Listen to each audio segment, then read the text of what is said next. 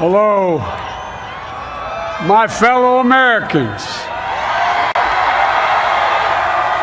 and the people who brought me the dance, Delawareans. I see my buddy Senator Tom Carper down there, and I think Senator Coons is there, and I think the governor's around. Is that Ruth Ann?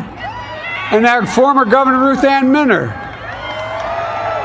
Most importantly, my sisters-in-law and my sister Valerie. Anyway. Folks, the people of this nation have spoken. They've delivered us a clear victory, a convincing victory, a victory for we the people. We've won with the most votes ever cast on a presidential ticket in the history of the nation. 74 million.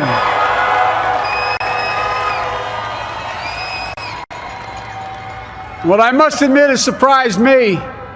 Tonight, we're seeing all over this nation, all cities and all parts of the country, indeed across the world, an outpouring of joy, of hope, renewed faith in tomorrow, bring a better day. And I'm humbled by the trust and confidence you've placed in me.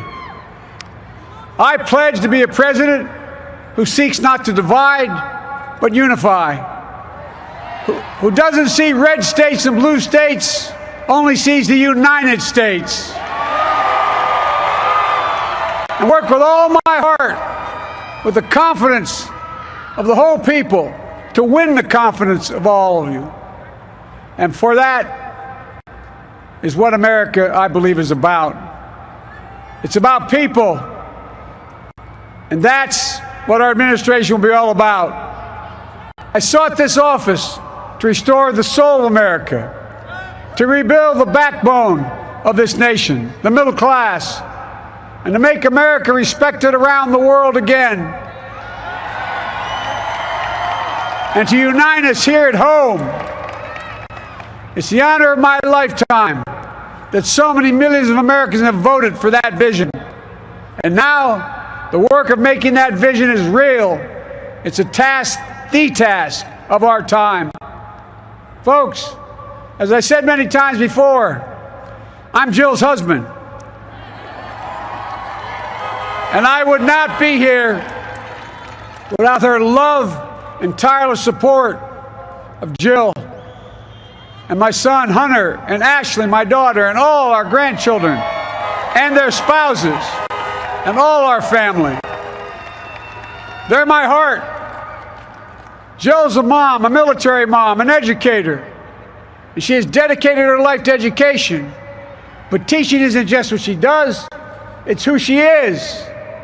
For American educators, this is a great day for y'all.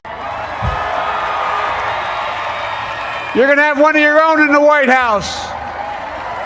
And Jill's going to make a great First Lady. I'm so proud of her.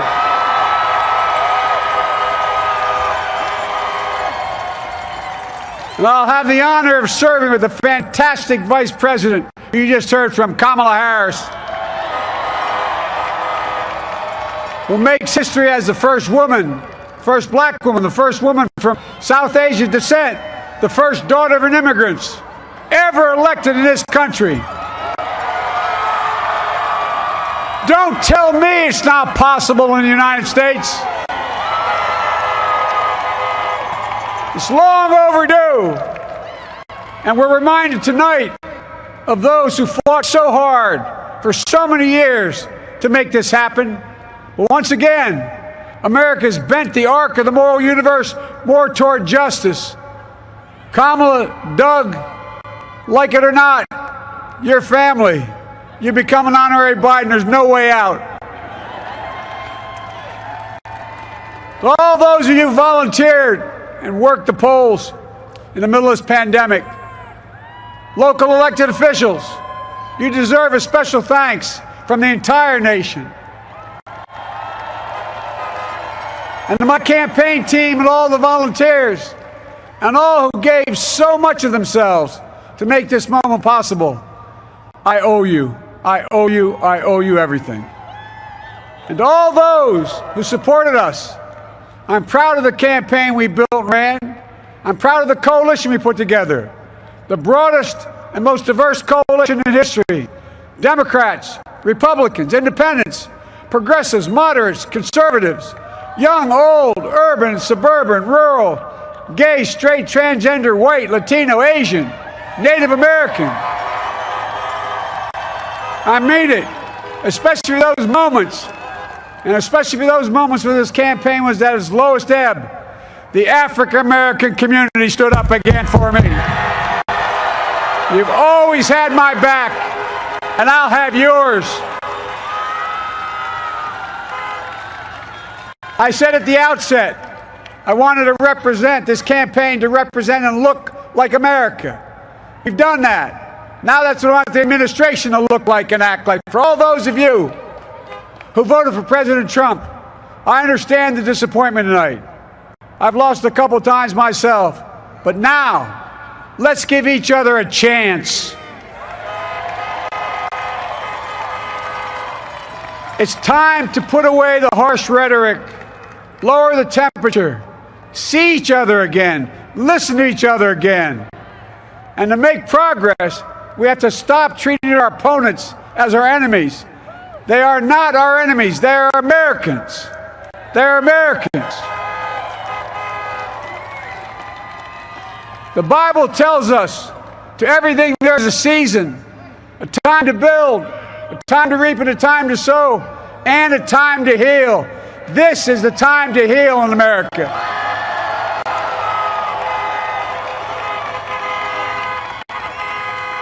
Now this campaign is over. What is the will of the people? What is our mandate? I believe it's this. Americans have called upon us to marshal the forces of decency, the forces of fairness, to marshal the forces of science and the forces of hope in the great battles of our time. The battle to control the virus, the battle to build prosperity, the battle to secure your family's health care, the battle to achieve racial justice and root out systemic racism in this country. And the battle to save our planet by getting climate under control. The battle to restore decency, defend democracy, and give everybody in this country a fair shot. That's all they're asking for, a fair shot. Folks, our work begins with getting COVID under control. We cannot repair the economy, restore our vitality, or relish life's most precious moments, hugging our grandchildren, our children, our birthdays, weddings, graduations, all the moments that matter most to us until we get it under control. On Monday, I will name a group of leading scientists and experts as transition advisors to help take the Biden-Harris COVID plan and convert it into an action blueprint that will start on January the 20th, 2021. That plan will be built on bedrock science. It will be constructed out of compassion, empathy, and concern.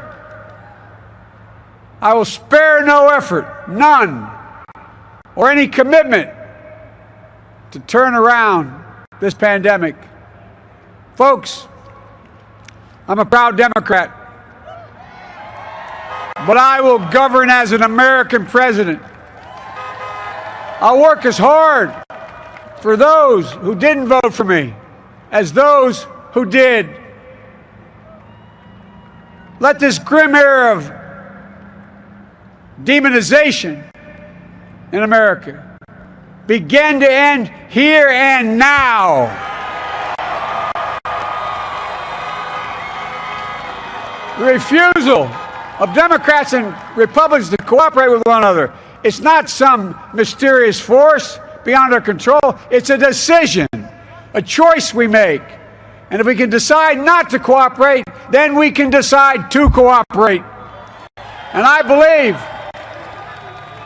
that this is part of the mandate given to us from the American people. They want us to cooperate in their interest. And that's the choice I'll make. And I'll call on Congress, Democrats and Republicans alike, to make that choice with me. The American story is about slow yet steadily widening the opportunities in America.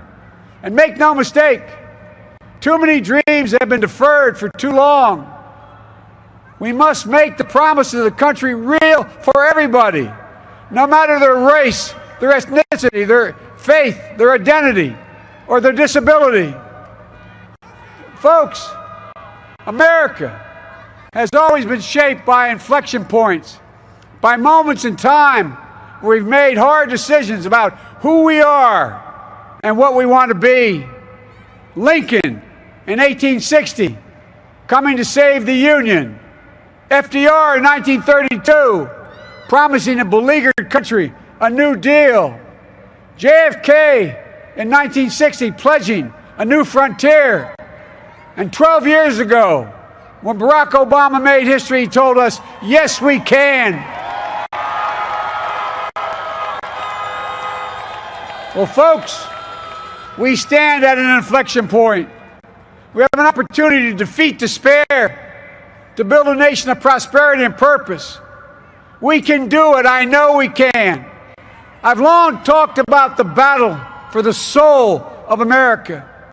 We must restore the soul of America. Our nation is shaped by the constant battle between our better angels and our darkest impulses. And what presidents say in this battle matters. It's time for our better angels to prevail. Tonight, the whole world is watching America. And I believe at our best, America is a beacon for the globe. We will lead not only by the example of our power, but by the power of our example. I've always believed, many of you heard me say it, I've always believed we can define America in one word: possibilities. That in America, everyone should be given an opportunity to go as far as their dreams and God-given ability will take them. You see, I believe in the possibilities of this country. We're always looking ahead to an America that's freer and more just, ahead to an America that creates jobs with dignity and respect, ahead of America that cures diseases like cancer and Alzheimer's, ahead to an America that never leaves anyone behind, ahead of America that never gives up, never gives in. This is a great nation. It's always been a bad bet to bet against America. We're good people. This is the United States of America, and there's never been anything we've been not able to do when we've done it together. Folks, in the last days of the campaign, I began thinking about a hymn that means a lot to me and my family, particularly my deceased son, Bo. It captures the faith that sustains me and which I believe sustains America. And I hope it can provide some comfort and solace to 230,000 Americans who've lost a loved one to this terrible virus this year. My heart goes out to each and every one of you. Hopefully this hymn gives you solace as well. And it goes like this: and he will raise you up on eagle's wings, bear you on the breath of dawn, and make you to shine like the sun, and hold you in the palm of his hand. And now together, on eagle's wings, we embark on the work that God and history have called upon us to do, with full hearts and steady hands, with faith in America and in each other, with love of country, a thirst for justice. Let us be the nation that we know we can be, a nation united, a nation strengthened, a nation healed. The United States of America, ladies and gentlemen, there's never been anything we've tried we've not been able to do. So remember, as our grandpapa used to say when I walked out of his home when I was a kid up in Scranton, he said, "Joey, keep the faith." And our grandmother, when she was alive, she yelled, "No, Joey, spread it. Spread the faith." God love you all. May God bless America, and may God protect our troops. Thank you, thank you, thank you.